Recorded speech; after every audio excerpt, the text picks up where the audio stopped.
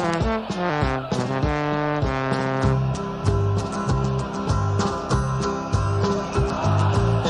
blue and white and we're looking good. You'll be in for a fight and we fight pretty good. Getting goals is our job and we get goals good. Looking good, we are Carlisle United.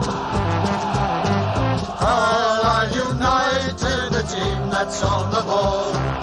Carlisle United, the team for one and all. You're looking good and we're with you all the way.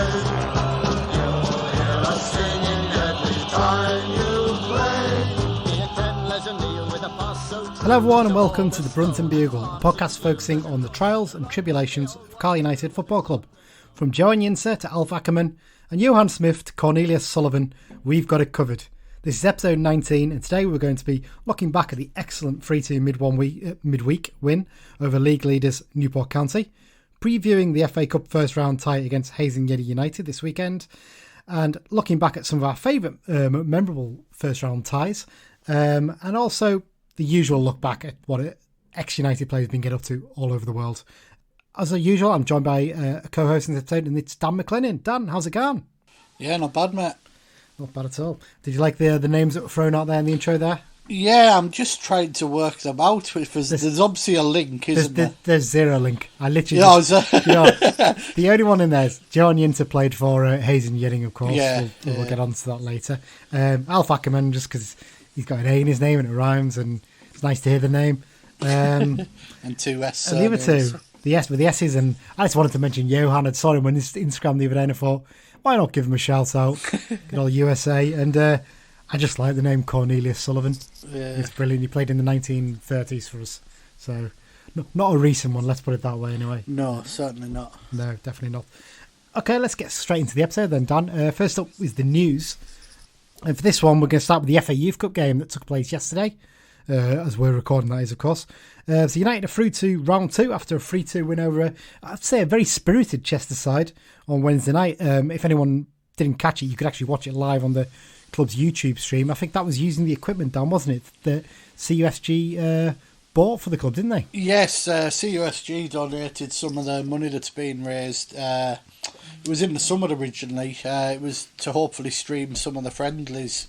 As it wasn't possible for various, back end reasons. But no, they've been able to stream the Youth Cup game, and apparently it's to do with they can only stream it with people who are Red Zone accredited to operate. Yeah, it, this will be one of the issues around there. Yeah, it's easier on a match day, I guess, maybe because you've got your regular cameramen coming anyway to cover the game, but for this one, I think David Wilkes actually did the camera work for it. And to be fair, I'm guessing, as someone who's been involved in youth setups quite well, he's probably had to do a bit of filming of games as well, in terms of recording, so they can analyse stuff. I know they also they film a lot of the training sessions now with some equipment that I think the London branch contributed towards. So it makes sense. It was Andy Hall and Wilkes chipping in every now and then with the commentary. It was a nice listen, actually. I enjoyed it. Really good to see the young lads play, because I haven't really got up much in the last couple of years to watch them, and I have to say played some really good football, quite reminiscent of the way the first team plays. Very strong press on them. Lewis Bell unsurprisingly impressed. You'd expect that with someone who's already been given a 2-year deal for the first team, but actually I have to say Sam Fishburn, Ryan Swells, Charlie Watt and Max Kilsby all caught my eye too. Sam Fishburn especially, he's a big lad for a striker. I think he must be about 6'5", and he's only 16, so there's every chance he's probably going to get a bit bigger as well. Very sort of reminiscent of like a Mark Beck, I think, but it's probably more Mark Beck than Gary Medine, definitely, but he's definitely got a bit about him, and I think he's got a decent chance. And the other lads are more sort of attacking midfielders and wingers, and Kilsby the left back, but they all look really comfortable. And I think the last few years with Kinder coming back in, I know there's a lot of good work that Edmondson did before that as well, but it does look like we've got a few that are going to come through, doesn't it, Dan? Yeah, I mean, obviously David Holdsworth spoke quite a lot about wanting to bring young lads through, and I think we're starting to show to these young lads that if you put the work in your ITS years, you've got a good chance of a deal and pushing on. The chance is there for these lads, and obviously someone like Lewis Bell, he'll be the prime example in the group at the moment that if you've got the talent and the dedication, the chance is there. Absolutely. So goals actually came from Charlie Watt, Adam Walton and Ryan Swells. I have to say the first goal, if the club haven't put the highlights up yet, but I'm sure they will. I think they are up now on excellent. YouTube. They've got them up. Go and watch them, because the through ball from Swales to Watt for the first goal was fantastic. Colin Guy would have been proud of that one for the first team. That's how good it was. So definitely give them a watch. And second round draw hasn't taken place yet. It's weird because the FA Youth Cup, Dan, they usually do quite a few of the draws in advance, don't they, for that? Yeah, and but obviously there's not like a set date for games.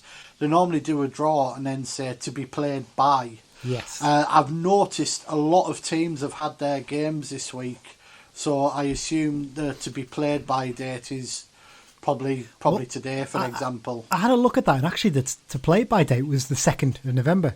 But I think with coronavirus and what's happened, there's been a lot leeway, because there's more leeway, because the second round is due to be played by the 16th of November, and I can't see that happening if they haven't even made the draw yet. And especially with the lockdown as well, they may have to delay that a little bit further. Yeah. It wouldn't surprise me if they made the draw maybe tomorrow. Yeah, well, I mean, last season's competition was only completed at the weekend, wasn't it? Yeah. Man City won it, didn't they, with Liam Delap, I think, scoring the final for them. So yeah, second round draw yet to take place, but once we know, we'll update on that. Hopefully it'll be another home tie, and a chance to watch some live on the YouTube stream again would be well worth it if we can. The only other bit of news, Dan, is that obviously the clubs had to go into lockdown like everyone else today, haven't they? So just a few bits of news there. I think I've got all of them here. So ticket office is currently closed, and the Blue Store on Warwick Road is shut, but the website is still open for business, but they're only going to be delivering on Mondays and Thursdays. I think that's probably because the staff, I would imagine, would be furloughed as well. So it's a case of delivering when they can there. So if you are ordering anything for your kids, for instance, for Christmas or anything, please be patient with them and make sure you order well in advance so they can get them to you. Yeah, I was going to say, probably get it ordered as soon as possible to make sure. Yeah, to give yourself the best chance. And I think that's the news, isn't it, Dan? I think rounded up. Yeah, it's pretty quiet otherwise. Yeah, it's one of these things. Games are coming thick and fast at the moment, so there's not really much time for any other news, is there?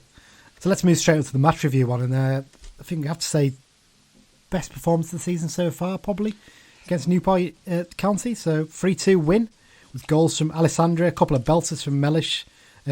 Devitt, no shock there. Get your drinks up for that one.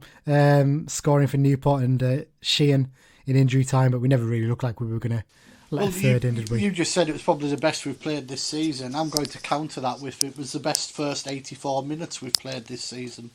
Yeah, the last 6 minutes were a bit shaky. Yeah. But I mean, it leaves us fifth in the table after 11 games with 20 points and a +3 goal difference.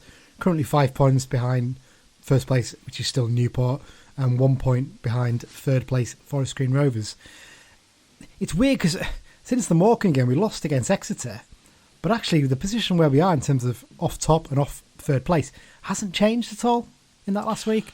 No, so it shows how tight it is, doesn't it? It is very. I was just about to say it's very, very tight at the top at the moment. I'm just looking now, and you've got Newport 25, Cambridge 23, and Forest Green 21, and down to Walsall in 12th on 16th. And I think it's Port Vale, Salford and Colchester all have a game in hand. So when the games are coming this thick and fast, it's pretty much impossible to win every one, isn't it? And I think you'll find, certainly up until the new year, I can see it being quite a tight pack before it eases off slightly and the cream rises to the top. Yep. It's a weird league, isn't it? Because I think everyone expected Bolton and Salford to run away with it a bit, but Salford are doing okay, and they've got a new manager now, Richie Wellens, but Bolton are really struggling, aren't they? It's quite a bit of a surprise there. And, I know Evert's been speaking today, their manager, Ian Everett, and he's made a big point about, we've had a big squad turnover and it's tough. And I think a few people on Twitter pointed out to him, well, Carlisle have had just a big, if not bigger, squad turnover, and look how well they're doing. So, you might look at it as being disruptive, but it's worked well for us, hasn't it? Yeah, definitely. Was it Experimental 361 on Twitter? A lad called Ben Mayhew. He does a lot of graphics that we sometimes retweet through the forum Twitter account, and he made a comment about despite our large turnover, the stats are showing that it's working for us. Yeah. In terms of shots, attacking, defensively. So it's all working out quite well. So I was quite surprised how poor Newport were. I expected bigger things from them, I think, in the first half especially. Second half, they went a little bit more direct. They brought Proctor on, and Devitt played okay for them. He played one particularly good through ball, but he was fairly quiet, to be honest. But I thought Proctor made a difference, and he was a bit of a target for them. I always think our fan base gave Proctor a bit of a bad press, undeservedly, from when he was here with us the other year. Because he's not the sort of striker who's going to go out and score lots of goals, but he's going to make a lot. He's like a Derek Holmes type, isn't he? You know, he's big, he holds it up, and he creates for others. And when you actually look back at his time here, he actually assisted about half a dozen goals. You know, and I just think our fan base, the sort of, he was rubbish, he didn't really score many goals, but yeah, he never, but he created quite a few. Yeah, I have to say, on the last episode with Mike, I did say similar about Proctor. I wasn't 100% convinced by him when he came in. I think my biggest problem was he came in and the rumours were he was on up to about $4,000 a week when we signed him. And in terms of value for money, it was not value for money. And we knew he had a particularly poor injury record at the time as well. Yeah. As well as that, yeah, he did set up a few chances, but is that the kind of striker we really needed at that point? We'd lost Wyke, who was a goal scorer, and he just didn't fill that gap, did he? That's the problem, I think. So, but that's all in the past anyway. So. Indeed it is. So yeah, they looked better after the break, Newport, but we still hit them on the counter a couple of times, and I have to give credit to their manager, actually, Mike Flynn. It's nice actually a manager come out and say after the game, best side won. No arguments there. They were good. Yeah. They were a good team. We didn't really turn up. There was no excuses about the slope of the pitch. Yeah, nonsense like Derek Adams and Morecambe, because I've never heard that excuse in my life. It's the flattest pitch in the country. Yeah. There is a very slight slope, but it's certainly not. You're never going to get a perfectly flat pitch anywhere. No. It's just the way it is. For drainage reasons, you know. Exactly. So yeah, just absolute rot he was talking. But yeah, it was nice to hear a manager come out with that. And to be fair, second half they did look a decent side, and they've got a few decent players in there. They'll be up there. They'll be up there. With the players they've got, they'll be up there. Definitely. So let's get on to the main talking points then, Dan, about for this game. First one I've picked out here, I think we both agree on this one. It's the main guy. Can I just say I'm looking at. Just to explain to everyone, Lee sends me a running order over via email, which I'm looking at on my phone while I record, and he's made some headlines for the talking points, and Christ, these are terrible this week. They are. Yeah, they are indeed. First one up, so obviously it's the main guy was the headline for this one. So all the talk rightly is about Mellish, and we will discuss him again in a minute, grabbing his 7th and 8th goals of the season. But once again, Callum Guy was the one who dominated this game, didn't he? He was winning the ball, dictating play, leading by experience. I'm going to make a bold statement here, Dan. I think he is the best midfielder in the division right now. It's difficult to judge, obviously, because I don't get to see every other team. I try and watch the Quest highlights and see as much of other teams as possible. But the way he's playing, it's baffling that he hasn't really got in the team of the week more often. I know they do it on certain stats in particular, but he's been outstanding this season, hasn't he? I wonder if it's maybe his lack of goals that counts against him. But I'd rather he wasn't in the team of the week every week, because if it was, there'd be more and more people noticing him. It's true. And as it's bonfire night, I'm just going to say that, like another guy, he's just delivering fireworks at the moment, isn't he? Sorry, that's terrible. There you go. I've had that saved up ready for a joke based on the fireworks tonight. Yeah. But yeah, I agree with you there. It's nice that he's sort of going a little bit under the radar with other teams. So I think our fans are really starting to appreciate the way he plays. There was a couple of times last night when their players won the ball, but within seconds he was right onto them, and they just didn't seem to know he was coming from behind them, and he nicked the ball. And the fact that we've got a South African international in our squad, and he can't get in the team ahead of him and Mellish and Riley right now, is testament to how well those three are playing, isn't it? Yeah, definitely. Obviously, Riley stepped up, and Riley himself, he's sort of been the underrated one of the trio, hasn't he? You know, he's just gone about his business. He links up well with Tanner, and he provides good support for when Mellish does go forward, you know. And he's got a little bit of quality about him, hasn't he? He was unlucky not to score a brilliant goal towards the end of the first half. It does sound a bit cheesy, but you can tell a couple of these lads have been at an academy like Man United and the way they play, little parts of the play. Yeah, it's one of the ones I know that Mike compared him to James Berrett quite recently, and I'm a ardent member of the James Berrett fan club, probably the only member. But I think Bez was a little bit underappreciated when he was with us. He was a clever little player, link-up play well. He played in Huddersfield at an academy there that encourages players to do that. And I think Riley obviously played at a higher level in terms of academy play. You can see a little bit about that with him, can't you? He's a cute little bit of play, and he's clever. He links the play well. And I think having a run of games has been just as important for Riley, to be honest, because he's had that bad injury in the past. Yeah, well, he's not had that much football, has he? Prior to coming here, and he probably was a bit of a gamble. And given the schedule at the moment, there's probably going to be a little period where he does start to feel it, and that's maybe where Thurman will drop back into the team to give Riley a little rest so he doesn't overdo it. But it's good to have these options at the moment. Like I said. The three who are playing at the moment are playing well, and we've got Thurman sat on the bench ready to step in as and when needed. So I think we both agree that the only thing that Guy really needs to add to his game at the moment is goals. But at the same time, it's not his prime purpose for being in the team. Not too concerned that he hasn't scored. It's one of the ones that fans will love it when he does score. Similar to like what Chris Billy in the way that in the Championship season. Okay, next one up, Relish the Mellish. That's terrible. I know, it's awful, isn't it? There is absolutely no way we can go with one of these main talking points of a game at the moment, especially home games, and not talk about John Mellish. It's incredible, the turnaround from that Scunthorpe game, where I think both me, you and Mike all agreed it's probably the right time to take him out of the team and give him a bit of a breather and take the pressure off him. But full credit to Chris Beach, sticking by him and believing in him. He's been proved totally wrong, hasn't he? I mean, both goals were excellent. The first one, keeper's expecting to go across him, isn't he? He's just powered into the top corner. I don't know if you've seen it, but the club uploaded the GoPro highlights. Yes, I have. Yeah. And you can just see it moving away, can't you? The first one, it just and you know what? Lovely. I'd say the second one's just as good a finish. It's a clever little finish with his right foot. He just it was a brilliant run to continue the run. After Coyote, wasn't it? Yeah. And it was a lovely through ball through as well, It was a lovely move, full stop. I mean, Anderton's little flick, Alessandra's little flick over the defender when we were... Because that come from... Was it a corner for them? I can't remember. It was a corner, yeah.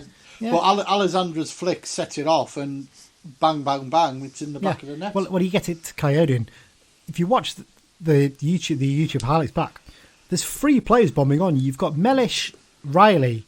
Joe, that is, and Anderton coming over the other side. Yeah. And their defence just didn't know what to do. And that gave Mellish the space, didn't it, to get in there. Obviously on his weaker right foot, but he almost slices across it. But I think it's a measured, clever finish, that, to be fair with him. Yeah. Lummy made a really good point, actually, about Mellish. Do you think there's a little bit of snobbery of people watching him thinking, he's not particularly polished midfield, he's not like a Joe Riley, who's obviously been brought up in the Man United Academy, he's got these nice touches and clever bits of play. He's a bit more rough and ready, isn't he? Do you think teams sort of underestimate him, thinking he's had a couple of goals, but he can't keep that run going almost? Yeah, I mean, the rough and ready sort of lends itself to League Two as well, doesn't it? Yes. If we had a midfield completely of polished players, we'd probably get overrun now and again. And don't get me wrong, there still is the odd time where he makes a wrong run or he is out of position, but he's learning every game and he's definitely getting better, isn't he? I would have said on Tuesday night, before he scored his goal, I thought he was having probably his best general midfield performance since he's moved there, in terms of just knowing when to make a pass and when to make a run and do stuff like that. He didn't make any silly mistakes. He was making all the right passes. Even before he scored the goal, I thought, this is a good performance from him. He's settling into this role now, and you can see he's getting confidence from the goals, obviously giving him a lift as much as anything. Oh, yeah, definitely. Yeah. Next up, so waiting game for Toure. This is a question from Mark Whitfield, who posted this on the Be Just and Fear Not Facebook group. Thanks, Mark, for your question. I'm sort of paraphrasing his question here a little bit, obviously, but after putting in probably the most complete team performance of the season without him, will Toure have to be a bit patient to get back in the team? Gavin Riley's had 2 league starts now. Well, he's made a real positive impact in both those games. Should he maybe get a little bit of run in the side? Well, they always say don't change a winning team, don't they? And obviously 2 days, he got a free match ban, didn't he? Yeah. Yeah, so he's out for a couple more. Riley's all-round play, if he gets a goal, which I think he's deserved in his 2 games, I think there's more to come from him. You know, you've got to remember, he's only been coming off the bench in general. So he's probably just that little step behind in terms of complete match fitness. I think he's similar to Mellish in that I think a goal would just do his confidence wonders. Yeah, I think he was unlucky on Tuesday night. I think there's one where he tried to flick a header and I think it was going wide, but he didn't really have time to react. And the left-footed one at the end of the first half wasn't a particularly easy chance, I don't think. He had to take it pretty quickly. I think once one goes in, you might find he scores a couple in that game. The shots he's getting away, they're closer. You know, they're not 5-10 he's not yards banging them wide. miles wide. No, definitely not. Once he gets one, he'll get more. So I think this weekend's game is probably as good a chance as any he'll get off the mark, isn't it, against a Southern League side. He should really be. That's why he should be looking to take his chance, I think. And I'd imagine he probably will be involved. I can't see him being. Because you've got to remember, Amari Patrick's obviously back, and he'll be thinking himself that he maybe deserves a game. You know. Well, he had a positive impact when he came on, didn't he? He's got a bit of pace and power. I know there was another question. Sorry, I didn't actually include this in the running order, but someone saying, is he like our Traore who plays for Yes, I saw Wolves, that. Yeah, coming off the bench, a bit of pace and power and running at teams, and they did look scared of him, didn't they? And I've said this before, he's a bit more direct than Toure, isn't he? In that he doesn't really wait. He doesn't basically take his time. Toure basically wants that extra yard, doesn't he? And he slows the game down quite a lot to try and create the opportunity. Patrick is just bang, I'm going to go at you. I'm going to go at you and I'm going to try and get my shot away. And I think he's a little bit more acclimatised to League Two than Toure is, isn't he? I also think it's starting to show what sort of options we've got in the final third. Because if we're chasing a game, we can have Amari Patrick on, running at them, scaring them. If we need to slow it down, to wind the clock down, Toure is ideal for that because give him the ball and he just wanders where he wants with it, doesn't he? You know, and Coyote showed that he can play not just as a central striker. Yeah. He can play out wide. I think his last couple of games playing in a wide position, I think he's been excellent. He generally got in the League Two Team of the Week and the EFL Team of the midweek, didn't he? It shows, people appreciate his performances. We've still got Brennan Dickinson to come back into the fold as well. We've got some real strong options up front. And I think our forward options could be the key to the season because you'll obviously have your starting three, and if it's not clicking for them in a certain game, we're going to have the options on the bench ready to come on and see if they can work something. You know, it's not a bad position to be in. Not at all. Not at all. Briefly, before I go on to the last point, I've got to give a mention to poor Mika Obiero. Poor lad, he must have thought he was on for his first league goal. He did brilliantly, didn't he? And I think he gets clipped, doesn't he? And I think he's desperately trying to stay on his feet. Does brilliant to get around the keeper, and then just I'm not sure he even scuffs the shot, does he? He just looked absolutely gutted, didn't he? But he ran the clock down a bit more, and it shows again he's got a little bit about him as well, and he might be a good option over the next couple of months to bring off the bench. So the last question we're going to pick out. Thank you for everyone's questions, by the way, on the Be Just and Fear Not group. Can't include them all because we've obviously struggled for time, but we do really appreciate them. We try and get them discussed where we can. So Chris Gibson, who's one of the moderators on the group, this is not us currying favour at all. Sign him up, this one. So with so many players looking settled and putting in great performances, is it time to get a few more of the squad settled onto longer deals? Well, I tweeted after the game on Tuesday that Callum Guy should be in the office straight away. Just give him 2.5 years with an option. He's worth a gamble, isn't he? I'd straight away. I'd get both him and Hayden down on longer deals. I know I mentioned about we've heard that Hayden's been watched, haven't we? Yeah, we've heard there's whispers going around that bigger clubs are watching him, and that doesn't surprise me. I know I said Guy potentially is one of the best midfielders in the division, but I'd say Hayden easily one of the best centre backs. I'm just thinking, Guy signed January on an 18-month, didn't he? Yeah, so he'd be the end of this season. So I'd be very surprised if we got to Christmas without him getting a new offer. I won't be surprised if there was an option in that deal as well, though, possibly. So possibly.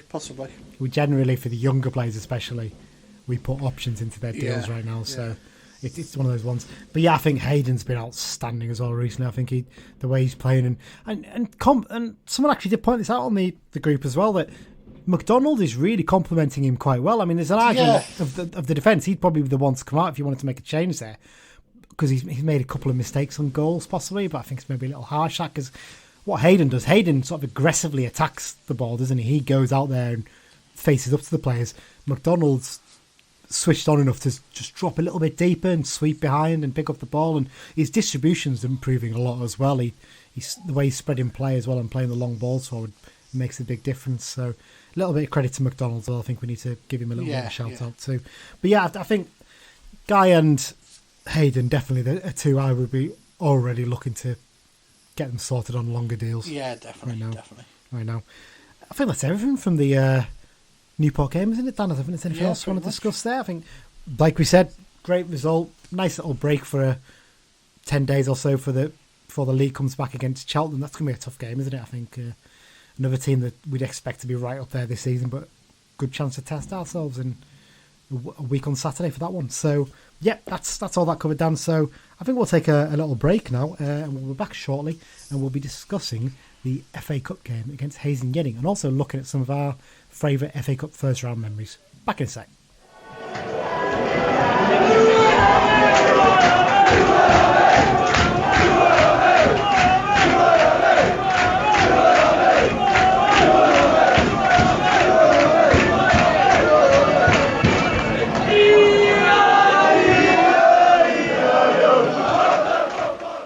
Well, welcome back everyone, and we're into part 2 now, where we're going to be looking ahead to our first FA Cup game of the season.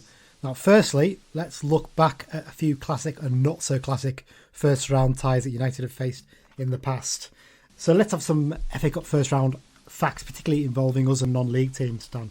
So I haven't had time to go back into the early annals of United in the FA Cup. It would have taken me forever to put something together. So what I've done is I've looked at the last 40 years, so back to 1980. So our record against non-league clubs in the first round of the last 40 years is actually pretty good. I probably jinxed it with saying that now, so typical. So in the last 40 years, we faced non-league sides on 16 occasions at this stage of the competition. So I'm not looking at second round ties here, just the first round. So it doesn't include the Welling United game, for instance. So we faced them 16 times and we've only lost twice. And I'm sure you'll know which ones those are, Dan. Well, Macclesfield in 87. Do we have to say the name again? Ilkeston in 99. Did you go to the Ilkeston game? Shut up. So yeah, those games against Macclesfield and Ilkeston live long in the memory for all the wrong reasons. The Macclesfield one, was that one on Match of the Day possibly, I seem to remember. The BBC had the highlights back then or something. It was, when was it, 87? There is YouTube footage of it somewhere. I think the Telford game, wasn't it? We'll mention that briefly in a sec. But yeah, I think, was that one possibly marred by crowd trouble as well? I think the Macclesfield games. Yeah, there was. Yeah. But yeah, Ilkeston, obviously famously the game where Barry Thompson played in goal, is one game for us, one of the good one game wonders we discussed in the special episode. So yeah, so we've only played's a strong word. Yes, yeah. So we've only lost twice, I mentioned there. Workington, Telford, Barnet, Grays Athletic and Boreham Wood have all taken us to replays during that period. But we've beaten Knowsley, that game was held at Everton, Guiseley, which was held at Bradford, Shepshed Dynamo, Woking, Tipton Town, Alfreton Town, Ebbsfleet United, St Albans City and Dulwich Hamlet at the first attempt at this stage of the competition. Some quite a few names that roll off the tongue there, Dan, isn't there? Yeah, I remember the Grays Athletic game was the first replay not abandoned due to floodlight failure. No, I don't think it was it the replay? No, in fact, you're right, it was the replay. I do apologise. The first game, they were 1-0 up from quite early on, and I think it was Gary Medine, one of his first senior goals he scored quite late on, I think like 85th minute or something. Yeah. Saved us from getting beaten that game. Would have been quite embarrassing. But yeah, you're right. The first one was played midweek. And we were losing as well. We were losing it, weren't we? And the floodlights failed. And I think they managed to get like one floodlight on, and they wanted to play. There was people in the flats behind the ground, and there were shining lights with torches and stuff to try and help. But I think the referee said you can't play with one light; it's just ridiculous. He was called off, and the game was actually played in the end on second round day, I think, wasn't it? That's right. Yeah, it was on the Saturday, wasn't it? Yeah. So yeah, that was that one. I think, was that the season we got through to play Everton in the third round? I think it might have been. As you can see, we're well prepared as usual. No, I'll have to check that one back at some point. But But yeah, so that was an interesting one, that Grays one, wasn't it? Of the others, It was 2008. 2008. You're right. Well, I've actually got it up here, so I'll tell you. No, we lost to Crewe in the next round 2-0. Yeah. In fact, we lost to Crewe, and that game was the game after which Greg was given the job full time. Greg Abbott. Yeah. That's what it was, because I think he was in caretaker charge for the Grays game, the 1-1 original game. So yeah, looking at some of the other ones. So Workington's before both of our times, isn't it? I was alive, but I think I was 2 years old or something. Yeah. So that was in 1980. Workington had only been out of the league for 3 years at that point, actually. Peter Beardsley scored twice in the replay. I think it was 4-1 at Brunton Park. That game finished in front of, I think, 8,000 fans that day. It just shows, imagine if we got them in the first round now, it would be incredible, wouldn't it? Yeah. Obviously, Telford, you mentioned before, I think you just about started going to games at that point? Yeah, late-ish 80s, wasn't it, Telford? Yeah. Funny enough, I was watching the highlights from those games, the first game and the replay, quite recently, because I was trying to find another goal for some reason. I can't remember what it was, and I've got a file that has the whole of that season's highlights. I think there was 2 quite bad red cards. Well, in fact, there was a bad red card in the first game, I think, for a bad tackle, possibly on Derek Walsh. It might be before Derek's time, so I apologise if I've got this wrong. But the second game, which we won 4-1, I think it was, their keeper got sent off, and I don't think they had a sub-keeper. So they had to put an outfield player in nets, I think, for the second half.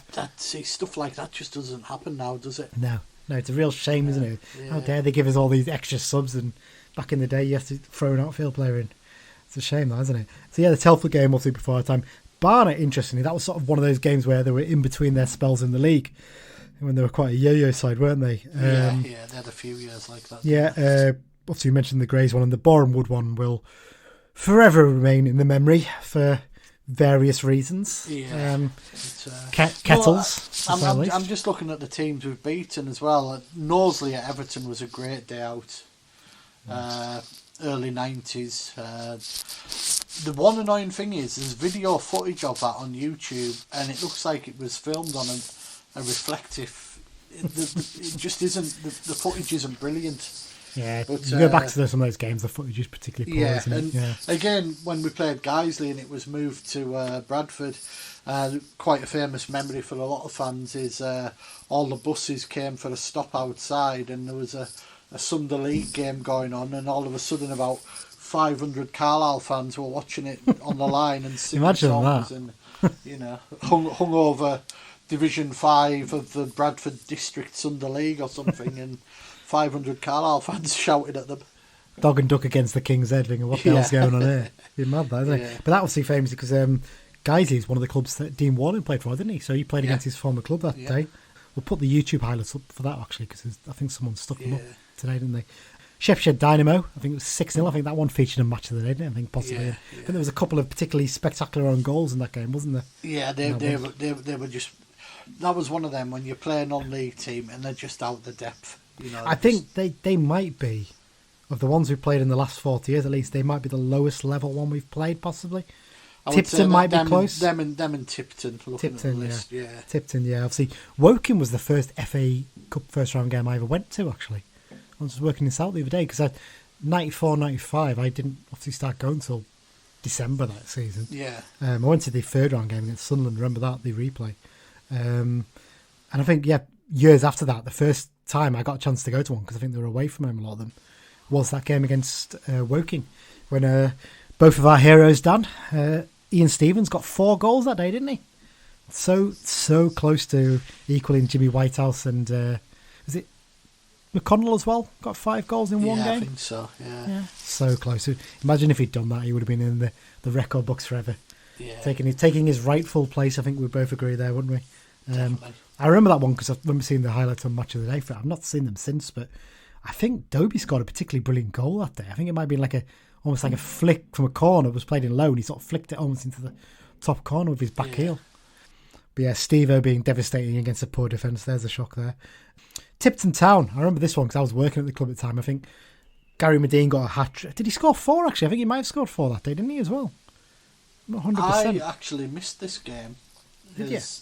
Yeah, I'd finished work and I an appointment, and it dragged on, and it got to like 3:30, and I was in the middle of town. I'm like, oh, by the time I get down, it's going to be half time, and I was like, and I think someone texted saying, "Oh, we're 3-0 up already." I was like, I'm not going down now. Well, yeah, Medine scored 4 in that game. That's correct. I just had a chance to look it up there, and Zoko got 2 as well. Bless them, Tipton. They came up and they were very excited about the game. But I think they were very realistic before the game about their chances of getting anything from it. You look at the team that day. I'm looking at it now. Colin in nets. Our defence was Simek. I think Matty Robson playing at left. No, sorry, Peter Murphy left back. In fact, no, I got this wrong here. Sorry, Simek, Chester, Murphy, Tom Cruise was our back four. Yeah. Midfield of Robson, Berrett, Taiwo, and Ben Marshall, and up front Medine and Zoke. I mean, it's a hell of a strong team when you look back at it now, actually, isn't it? Yeah. Really. There you go. And at the others, Alfredton Town. I went to that. I remember going to that one again. I think that was ITV had the highlights by this point because we were one of the feature matches, I think. And I remember Rory Loyce got a particularly brilliant overhead kick that day, didn't he? I think we were 4-0 up at half time, and game was over, and they never really threatened, if I'm honest. I just remember it being an absolute nightmare. I had my laptop on my knee for the whole game because they didn't have a press box, and trying to do the live match report for the club that day was just thankless task. Ipswich United, I don't remember this game. I completely forgot we'd played them again. Because obviously they used to be, what were they called when we played them in the conference again? Was it Gravesend and Northfleet? That's the one, Gravesend and Northfleet they were called in the conference. But this obviously was the rebranded club. We won this game 4-2, but like I said, I just do not remember it at all. Yeah.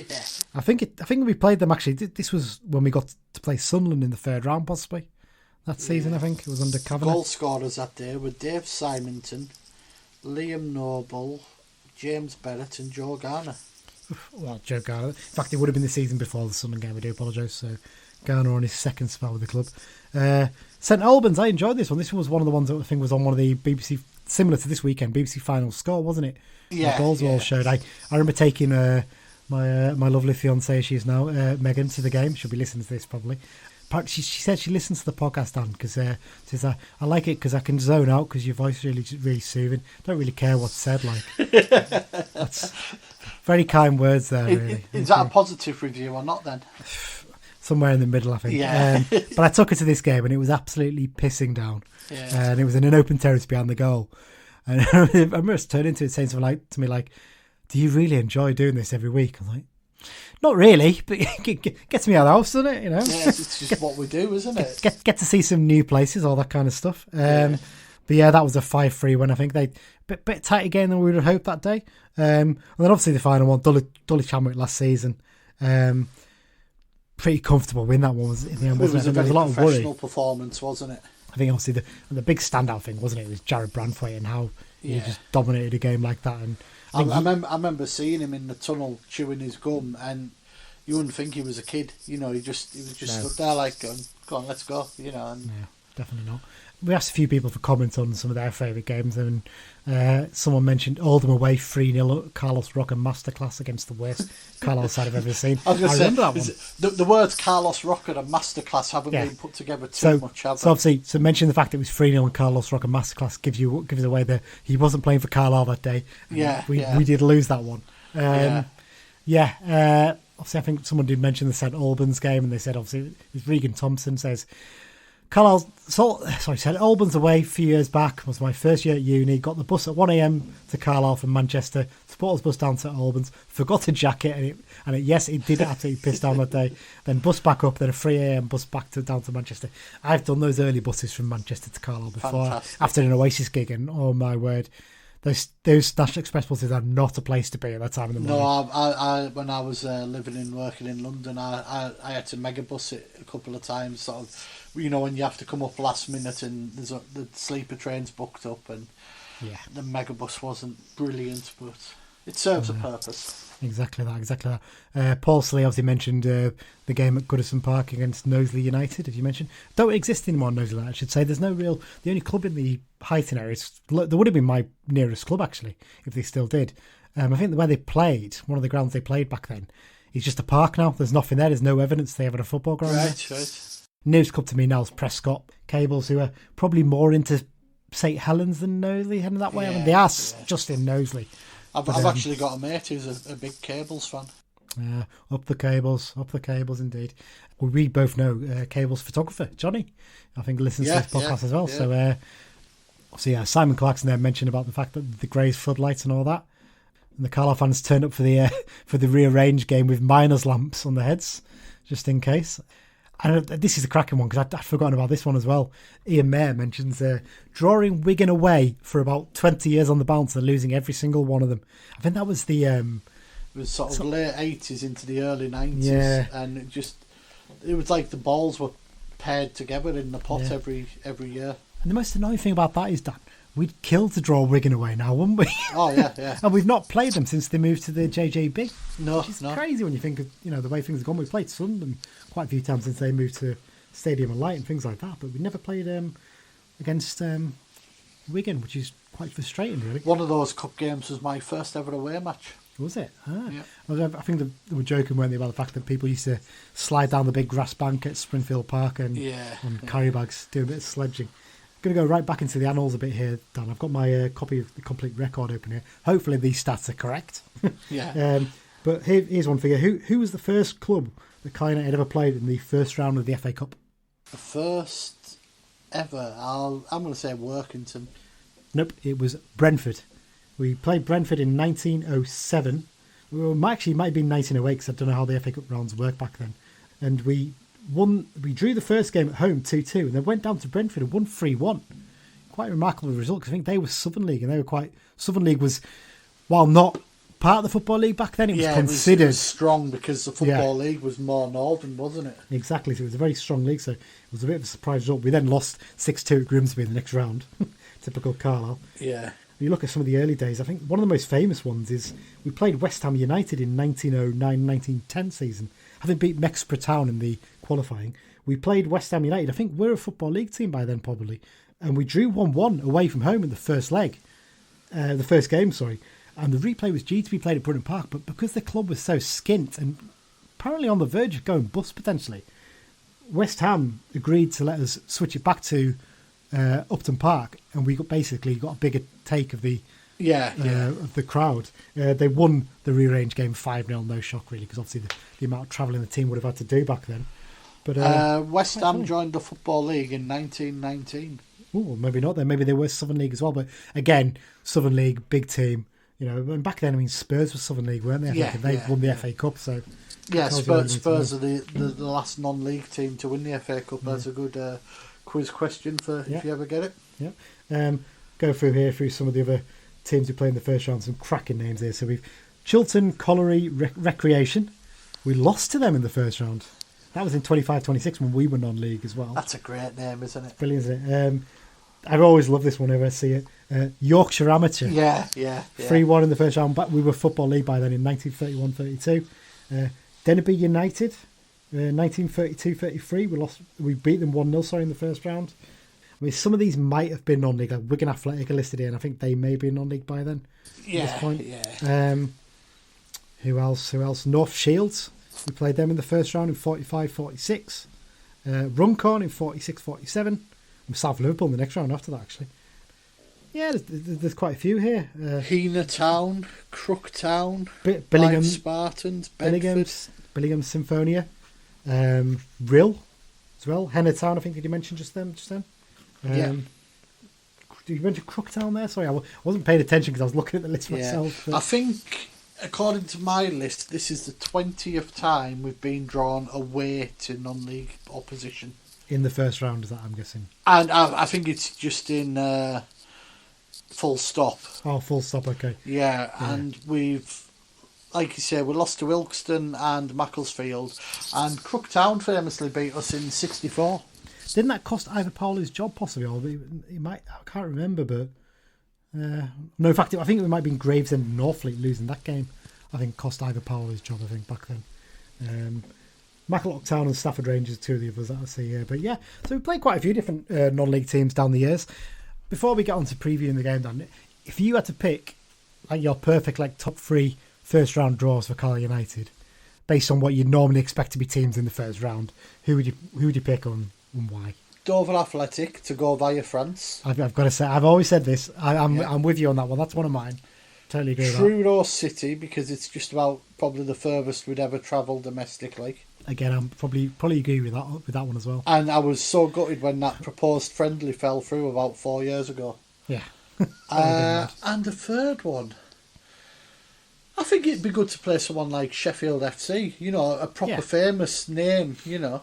Absolutely, I'd agree with that. Yeah. If I was going to pick one, I mean, I'd probably go for Cables because I wouldn't have to travel very far as much as anything. But no, like I said, I agree. Yeah, something like a Glossop North End or someone like that. And Can't be Glossop North End. Pointless. That's what it comes back to, isn't it, Dan? Every time. Okay, well, I think we've rattled on enough about the first round. We both do love the first round of the cup. Well, we're basically rattling on because we haven't actually got that much info on Hayes and Yeading. Yeah, so this might be thin, this bit. Although I've managed to find a little bit of my research. Yeah, a bit. But yeah. So yeah, Dan, I think we'd both agree, wouldn't we, that we're both huge fans of the first round of the Cup. I genuinely think it's probably one of my favourite points of the season, isn't it? Really, favourite weekends because I mean, even if we get like Peterborough away or Lincoln at home or something like that, it's still something exciting about it, isn't it? And it's the FA Cup. What's not to like about it? I don't get this whole thing. It's lost the magic. I think there's still. Thing is, everyone will say it's lost the magic because they all remember the nostalgic days when they were younger. I think it's still got a special thing about it, and you see how much those non-league teams love it when they get to the first round and stuff. And there's still upsets happen, and hopefully not this weekend. But it's such a shame this season, isn't it? Especially for teams like Hayes and Yeading. I mean, their ground holds 3,000. They would have been getting a capacity crowd for this, and you would have had probably 600 Carlisle fans going down to watch it, wouldn't you? And as it is, it's going to be behind closed doors. There's going to be no fans there, and we're just going to be watching on a live stream on iPlayer. So it's a little bit disappointing, isn't it? Really, really, really sad one, that one. Okay, so let's look into the big game. Interesting facts. So we obviously talk about when clubs are formed here, but this one is a pretty new club, isn't it? One of the newest clubs we've played, probably, I think. So Hayes and Yeading, the club was formed in 2007 from a merger of Hayes Football Club and Yeading Football Club. So Hayes were founded originally, the original club, in 1909, and Yeading were founded in 1960. Currently, they compete in the Southern League Premier Division South, one level below the National League South, and they play their home matches in their 3,000 capacity Beaconsfield Road Stadium in Hayes. Now, Hayes is just north of Heathrow, isn't it, Dan? I think. You probably know that part of the world. Yeah, I know that area quite well. Basically, if you're coming down the A40 into London, Target roundabout, well-known roundabout, as you come in, you basically head towards Heathrow, and before you get to Heathrow, it's just sort of there. So it would have been a really easy one to reach. Oh, but it's annoying because I lived down that way for 1 year as well. I lived in Addleston in Surrey, and that's literally about 5 miles south of Heathrow. So this would have been pretty much, other than Chertsey Town, would have been the nearest game I could have played. So bit annoying to say the least. That obviously it's happened now rather than back then. And their ground is a new stadium, and I would say the best way to describe it is fans who go to the Penrith pre-season game. It's basically the same as Penrith, but the stand's longer. Yeah. That's the only difference. It's one stand and then terracing all the way around. Yeah. It's a purpose-built community facility, isn't it? Perfect for a non-league club that size. Yeah, they've got like a 4G training pitch next door, etc. So. Exactly that. So this is actually their third time in the FA Cup first round. The Hayes and Yeading club, that is. Obviously, I think Yeading played against Newcastle United, didn't they? I think in the 90s, possibly. I seem to remember. I think they played at Loftus Road against them. I think because obviously this was back when non-league clubs were allowed to actually move their games to bigger clubs' grounds, obviously to make as much money as they could from it. I mean, the last team to do that was Farnborough. I think they switched their game to Arsenal, didn't they, when they played them in the 90s, possibly? I can't remember that one, Dan. Yeah. Possibly, anyway. But yes, obviously, I think Yeading have played against Newcastle. I think Hayes might have played a couple of games against league clubs as well. But Hayes and Yeading, this is their third time in the first round. They lost 2-1 to Wycombe Wanderers in 2010 and 2-0 to Oxford United last season. All three of these games they played in the first round, including ours, have been in home games, interestingly. So, famous players who starred for the previous Hayes and Yeading clubs, there's not really any famous ones that have played for the new one, include Les Ferdinand, who I think he started his career, didn't he, at Hayes FC? Yeah. Cyril Regis and Jason Roberts. It's not a bad front line. It's not a bad trio, that is it? Plenty of goals. Yeah, plenty, definitely. And DJ Campbell played for Yeading. This is a belting one. I couldn't believe This I is found brilliant, this one. isn't it? Yeah. So also playing for Yeading was Park Kyung-hoon. It was a player who won 94 caps for South Korea, and he played at the 1986 and 1990 World Cup. He played most of his career for one club in South Korea. But I don't know how on earth he ended up playing for Yeading. It's baffling, isn't it, really? There's got to be a backtail to that. We will investigate further. Yeah, there must have been a job he got, maybe working in London or something, and Yeah. he thought, well, I'll play a bit of football as well while I'm over here. Bit of a crazy one, that one, isn't it, really? So Hayes and Yeading are currently 10th place out of 21 teams in the Southern Premier League. Southern League Premier Division South, with 10 points from 7 games. That's 2 wins, 4 draws and 1 defeat. I think their FA Cup runs disrupted them a little bit, hasn't it? I think so. It's not as bad this season, I think, because they've played a lot of midweek qualifying rounds, haven't they? I think, to fit them all in this year. Yeah. So they haven't been quite as disrupted, but their route to the first round has involved 4 games, starting with the first qualifying round. They beat Margate 2-1 in that game away from home. Bognor Regis Town 5-0 at home. Chipstead they drew 0-0 with, but won 4-2 on penalties at home. And then Wealdstone 2-0 away from home. Wealdstone was a bit of a shock result, that wasn't it, really? Because they're in the conference, aren't they? And a good friend of ours works there, doesn't he?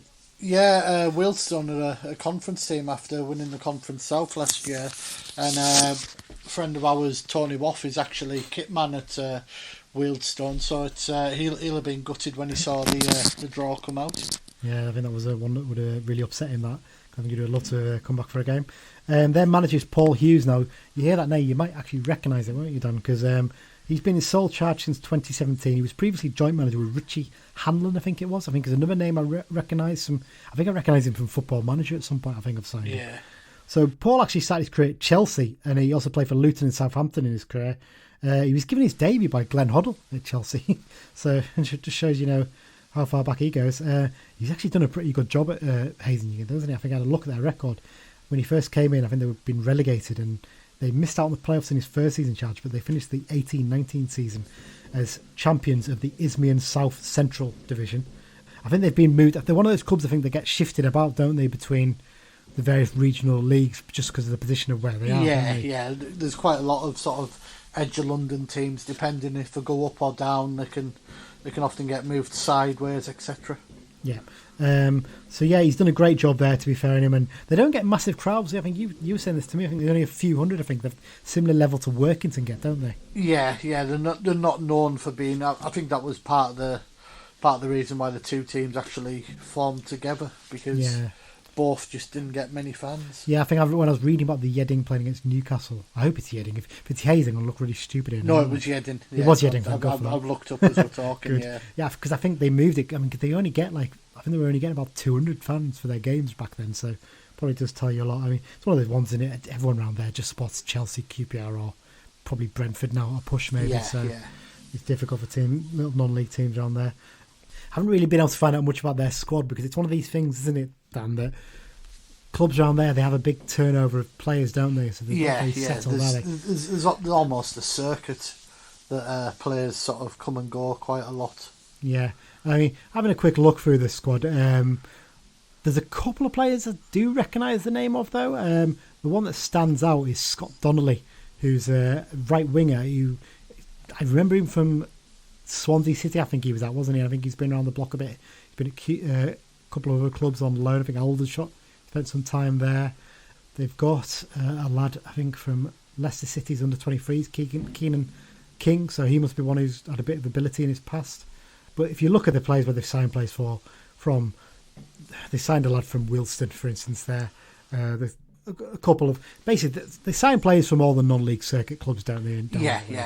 Players from Farnborough and Dunstable Town and Maidenhead United. You'll find that a lot of these players all have the same CV, just in different order. Yeah, so they just basically work around these clubs, don't they? And like I said, they seem to be doing okay in the league so far this season. So they've only lost one game, so it's not going to be a pushover by any sense. But it's a game we really should be looking to win, isn't it? I think we're both I've just been Googling while we've been talking, and going back to Park, the Korean. Seemingly, when he finished his career back home, he came over to England to study. Oh, so he'd been at university and he just thought of playing football, I think I've found some mention of him in a match report against, I think it's Colchester, and apparently it was something to do with Spurs as well. Oh, there you go. So whether someone knew someone, and well, maybe he had a trial at Spurs and then didn't work out for him, so they said, "Oh, well, like you can go and play for this lot, maybe." Yeah, interesting one. They've got no ex-United players in their current squad, but they've had a few. Unsurprisingly, haven't they? Yeah, not really surprising. It's one of those ones, isn't it? Like I said, they just pick players from the non-league circuit in London, but they have had a couple, though, haven't they? So obviously, we mentioned previously Johan Yinse. I think did he finish his career there? Actually, I think it was last club he played for, possibly. But Johan Yinse is one of those ones, isn't he? He should have done so much better with his talent, shouldn't he? He made a bit of a mistake leaving us, didn't he? Yeah. To go to Charlton, and if he'd stayed with us, maybe he might have, played another season. He could have got an even bigger move than going to Charlton. Because we played him as a striker. He'd never really played there, had he, before? He played as a winger, and he got 13 goals in 47 appearances after signing permanently. So, he clearly had ability. But yeah, it looks like the last club he played for was Hayes and Yeading, and he only played 5 games there. It's a bit of a shame. Other players who played for them, our current goalkeeper, second choice keeper, or third choice, depending on the way how Beach is feeling this week. Magnus Norman, he had a spell there, didn't he? I think he only played 2 games and picked up an injury and never played again for them. So, and here's a belting one that I found out. A name that you might remember, Dan, Trialist. Last day Dumbaxi. He was formerly of the Spurs Academy. I was going to say Tottenham, wasn't he? Tottenham. I think he had a trial, I think it was 2015-16. I think, because I remember we went to Blythe, didn't we? And I think he played at Blythe, didn't he, in that game, that pre-season friendly there? I've just remembered why his name's so familiar. He got sacked for bringing a machete to training the other year, didn't he? That was the one. I knew there was something there. He'd done something. But, But yeah, so... I think it was one of the North London non-league teams, maybe Hendon or someone. Someone like that, and he turned up for training with a machete. Yeah. As you do. Yeah. I'm sure, bring yourself a samurai sword to training next time, maybe, instead. Yeah. Bit odd. But yes, I think that sums up the ex-players thing. So let's get on then to the team news. Obviously, I'm not going to be able to find anything about their team news. Let's not even try and pretend we know what team they're going to pick. In terms of United, there's nothing new, is there? Obviously, Dickinson and Walker are still out until the new year. Dixon, again, just a case of just building his fitness up, and it's tough for him, really. It's going to be tough for him to get in the team, really. It's a real shame. Yeah. Do you think Beach will make a few changes this game? Sure. It makes sense, doesn't it? But does he want to disrupt the rhythm of the team? Possibly not. Could it be one of those where if we start strongly and put the game to bed by half-time, we can then bring 3 on for a half, maybe? Possibly. I think he might make a couple of changes. Yeah. The thing that stands out for me is the fact that if he rests players, then potentially they're getting 10 days rest before the Cheltenham game. And then we've obviously got the EFL Trophy game, but that doesn't matter. I'm sure he'll play a week inside for that. Well, both teams are out as well, aren't exactly, so it makes no difference. That, Makes no difference. But then after that, I think we've got another run, haven't we, of Saturday, Tuesdays, I think. So we got Saturday against Crawley, then a Tuesday against Tranmere, followed by potentially a second round game, a Tuesday against Salford, a Saturday against Bradford, and then obviously a week off, and then a Saturday against Stevenage and a Tuesday against Mansfield. So it's a busy period coming up, so it might be the best chance we get to give some of these players a rest ahead of that game, wouldn't it? And you'd imagine maybe Amari Patrick needs to get some minutes into his legs as well, so do you maybe rest Alessandra or Coyote? I mean, Coyote's probably going to go on international duty anyway. So also, will Rotherham let us play Coyote? Good question. He is down for the whole season. There is an option for them to recall him. Yeah. Can I see them recalling him this season? Probably not. No. He played in the League Cup, didn't he? But then again, that's over pretty much before Christmas, isn't it? So no point in stopping a player playing in that, is there? It will be interesting to see if he makes any changes. I mean, and also you mentioned the Cheltenham game. We could end up with 3 call-ups, couldn't we? Because we know Furman's been called up. Yeah. And we expect Coyote and Dewhurst again. There's another name we've heard mentioned, isn't there? Yeah, and there's also Jack Armour may possibly end up playing for one of the Scottish under, I would say it'd be 20s or 19s. Yeah, I think he's still 19, isn't he? So yeah. I mean, if we had 4, do you stick or twist? Because they're not really apart from Coyote, you know, Furman's on the bench, Dewhurst hasn't featured, Armour hasn't really. You know, do you stick or twist there? You know, do you take the call? Do you take the postponement, or do you just play on? I'd be tempted to play on, to be honest. Against a team like Cheltenham, there's a part of me that thinks maybe you do take the postponement because Coyote is such a vital player to us, isn't he? So yeah, that's the one that worries you, obviously, because I mean, you can live without Dewhurst because you've got Norman to back up. So yeah, it'll be interesting to see if he makes a change. I think Patrick might feature. That's my prediction. I think he might give Furman a run out as well, based on the fact that he's going away on international duty anyway. And I imagine he might have to quarantine a little bit when he comes back, so potentially you lose him for a little bit longer. It makes sense to get some minutes into it at the very least. Yeah, it'd be interesting to see if there is any quarantine regarding him, because obviously the players who go to Europe are sort of, you know, they're pretty much exempt, aren't they? Yeah. So it should be all right, that I think. Yeah. So predictions for this one, Dan. It'll be no surprise to say that I'm not going to go for the draw this week. A solid 3-0 win for us. You reckon? Yeah. You know what? I'm going to go even more confident. I'm going to say we're going to win 5-0. And I'm going to go for Riley and Coyote to get their goals, and an Aaron Hayden header from a corner. Oh, there you go. Well, I'm going to go for my 5. Sorry, I reckon Patrick will get a goal because I think he'll play. I think Callum Guy will finally get his goal, and I'm going to go Gavin Riley hat-trick. That's that. Yes. I've got confidence. I think one thing is, I think in a game like this, once he gets one goal, he's going to get a few. That's my feeling. We are going to look absolutely stupid next week when we do our it's 1-0 Cheltenham game, when we've lost 2-1. And we're saying, what a bunch of cocky you know. Yeah. Unbelievable. So that's the preview for the Hayes and Yeading game. As we mentioned before, this game can be watched live for free on the BBC iPlayer.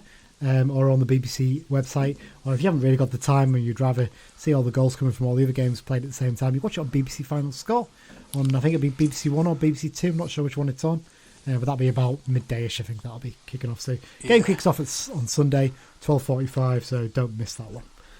Okay, so let's do the X-Files roundup, Dan, because let's try and belt through this one quickly, because there is a lot to round up, isn't there? In terms of goals galore. Goals galore. Goals for Hallam Hope, Elliot Watt, Charlie Wyke again, Richie Bennett, Callum O'Hare, Brad Potts, and Jack Iredale. And Iredale was also fouled for their second from the penalty spot. He's having a cracking run, isn't he, at Cambridge? I think he's settling well he's there. Playing well. But you know what? I don't think he's a particularly bad player. I think Beach wanted to play a particular way. There was an opportunity to sign Anderton, who we obviously knew from the past. From, I think he was at Rochdale for a brief while, wasn't he? I think possibly with him. I think he knew Anderton. I think he knew what he was going to get from him. And I think he's forced, but probably I can't really afford to have someone like Iredale as a backup, really. When you could sign a young lad like Armour, he'll be happy to probably be on the bench for a bit more than Iredale would. So it's one of those ones of Iredale. I imagine it's not so much that he's a bad player, it's just can you really afford to have... I think Anderton's probably is a better player personally, but having a player who's not too far behind in quality sitting on the bench waiting to be used, I don't think you can really, can you? So I think it's testament to how well he's done that. I think he's not a bad player, is he really? He's settled in well there. Good luck to the lad. Yeah. Next up, Dean Henderson made his Champions League debut for Manchester United. I think I need a ching sound effect now, don't I? Yeah, they got beat 2-1 to Istanbul Başakşehir here. And a great little fact that you found I love this one. This is brilliant. He's the first English goalkeeper to play in the Champions League. No, to make a save in the Champions League. Sorry, to make a save in the Champions League since Kyle Walker of Manchester City. Because he ended up in goal, didn't he, after... 2 or 3 years ago, I think it wasn't it? Yeah. Someone got sent. But that was a brilliant little obscure fact. Amazing stuff. But obviously we don't know if there's a Champions League clause. I'd be surprised if there wasn't, because it's one of the... you're selling him to a club like Man United, you know they're going to be in Champions League soon after season. Yeah. You want to rinse them for every penny you got. I'm sure we would have put something in there. This one's one that we missed. Speaking of keepers again, James Trafford, who not many people will know about, but he's a young goalkeeper at Man City who, similar to Henderson, sort of came through our age group. West Cumbrian lad, he's from Graysoon near Cockermouth. And he was on the bench against Sheffield United last weekend, and I think he's only 18 years old, isn't he? Yeah. Well, they took him out because he played in the FA Youth Cup semi-final, I think, for City. Yeah. Because they were playing at St George's Park, weren't they, against Blackburn. And then they took him out of the squad and he couldn't play in the final because he was on the bench for the first team on the Saturday. And then on the Monday, they couldn't afford to have him play the FA Youth Cup game because he might have been needed for the Champions League game. I think he wasn't used in the end for the Champions League squad, possibly. I can't remember. But no, fair play to that. And I'm not sure we get any money for him being on the bench, but we definitely have a deal for him going there. I think this one is EPP based, so you maybe don't get maybe as much quite money not the level that we get for Dean Henderson. But well done to the lad. It's incredible that how many good goalkeepers Cumbria produces, and United especially, isn't it? Especially out west as well. Oh yeah, I mean, pretty much all of them are from out west, aren't they? When you look back at it, it's strange. And maybe it's the whole rugby league background as well, I think, isn't it? And being able to kick a ball long and throw it and things like that. So maybe that's got something to do with it. And this is one that Mike spotted for us, isn't it? A former player retiring this week, yeah. Yeah, former right back and son of a former manager, James Pearson, has apparently retired from the game due to injury. Let's make no comment about where he might be going to retire to, Dan. I think we'll leave everyone else to Google what he got up to in the past of it. But I just thought he was quite a solid player, actually, when we signed him. I thought he looked pretty decent. I was a bit surprised we didn't try and get him permanently, but I think it was Curl brought him on loan, wasn't it? From what I seem to remember. Yeah. But he just wasn't interested in bringing him. I mean, we signed Tom Miller instead, and it turned out to be a pretty decent player for us, so no complaints there. And that's it, Dan. I think we've a bumper episode this week, isn't it? We've tried to keep them short recently, but we've had a lot of interesting chat about the FA Cup. But with it being a Sunday, you've got longer to listen to us in the build-up. Exactly that. So yeah, thanks for joining me. Really appreciate you coming along. So obviously, in terms of specials, I am still putting together the 0506 ones that I did with Mike. And we've finally got most of the matter for the kit one sorted today. Well, we're going to record that next week, hopefully. I think I'm going to look to get that finalised in the next few days. So yeah, if you've got any feedback or comments that you'd like to leave us, you can do it through the usual channels. So on Twitter, that's @BruntonBugle, and by email to bruntonbugle@gmail.com. And if you haven't already, remember you can subscribe. We are available on pretty much all good podcast apps, so Apple, Spotify, Google, Acast, anything like that.